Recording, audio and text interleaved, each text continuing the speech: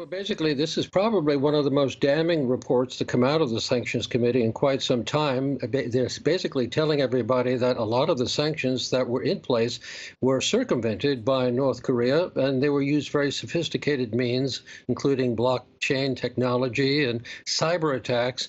They actually were launching rather ransomware attacks against South Koreans who used certain websites to do commerce on, and then they were getting almost $670 million over the last year or so just from the cyber attacks and ransomwares.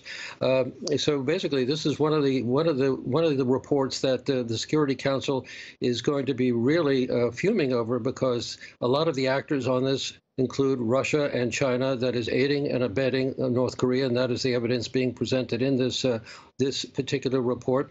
And also the fact that, it has been pretty easy for North Korea to do ship-to-ship transfers of coal and petroleum products, which are prohibited in certain amounts by the current sanctions. But also between the current sanctions, we have these people that are abetting the North Koreans by helping them misidentify their ships, also change and reflag ships, and also manipulate what they call the automatic indicators on ships to identify ships at sea, and somehow they've managed to change that, which allows them to skirt around observations by the authorities on the high seas. Frank, hold on. You just said that the report indicates Russia and China are helping North Korea bust sanctions.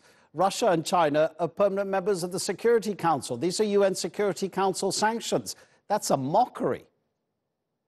Well, no, this is something that the U.S. has accused both Russia and China of doing, and I think the U.S. does definitely have the support of the U.K. and Germany on this. Germany being, of course, the Sanctions Committee chair this time around, and there were early indications at the end of last year that this is what was going on with ship-to-ship transfers back in December, back as far as November and maybe even October. There were indications of that, but also the fact that there was something in the report which was very scary, and that was, they said that there were certain individuals and entities, and the panel is still investigating this, that were procuring centrifuges that they could bring into the country and help develop more nuclear weapons by producing more plutonium. So there are some very scary details in this report. This is going to really be a furious debate when it is presented in open council, and Russia and China are going to try to block certain elements from being presented in the open council debate. Frank, thank you very much indeed. Frank Ossiado in Washington, and so to Seoul, South Korea, and Bruce Harrison. Bruce, do we have any idea what situation North Korea would be in if it wasn't busting these sanctions, making revenue from arms sales abroad and getting very important energy resources through these exchanges of petroleum and coal products? Where would the country be without this?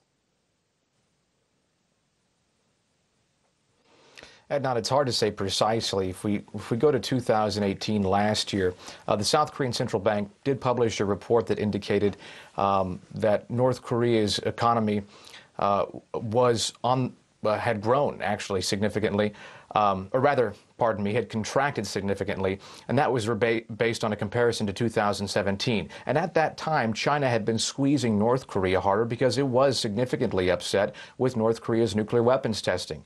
In 2016-17, we saw a lot of missile and nuclear device tests, and China, as well as much of the rest of the world, was condemning that outwardly. So we saw an economic contraction. However, there are signs that North Korea's economy isn't in the dire straits we anticipated, or perhaps on the verge of bankruptcy even because of the international sanctions. And then you have a report that comes out by the UN suggesting that there's a porous net, or rather there's many holes in the net of sanctions that are facing North Korea, and it's continuing its missile development regardless of the pressure it's facing from the outside world.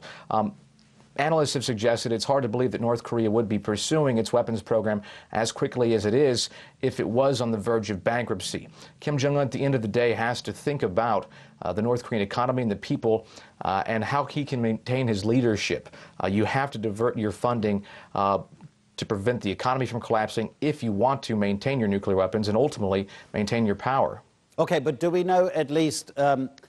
would it be possible to say that the majority of North Korea's national budget is spent on its nuclear and missile programs, and also this line about supplying weapons abroad. Those weapons have to be manufactured. So that's another element of a military budget. Is that being concentrated on at the expense of other things?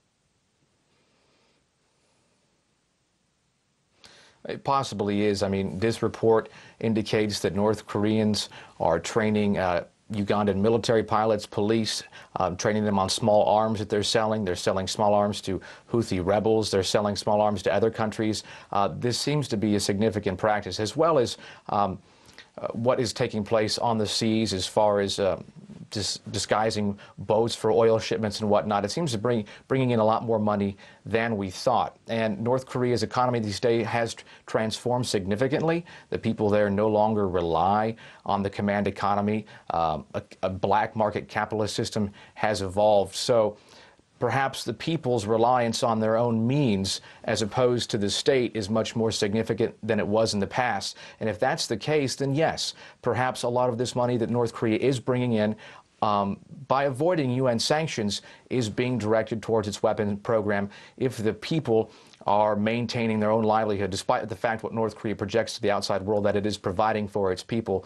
We know that the command economy collapsed in the 90s, and people are more self-sufficient than they've ever been in that country, and that's expanding. So where's the rest of the money going? Yes, perhaps it is being channeled into weapons development, or is this UN report details luxury goods that are also supposed to not be able to be imported in North Korea under sanctions?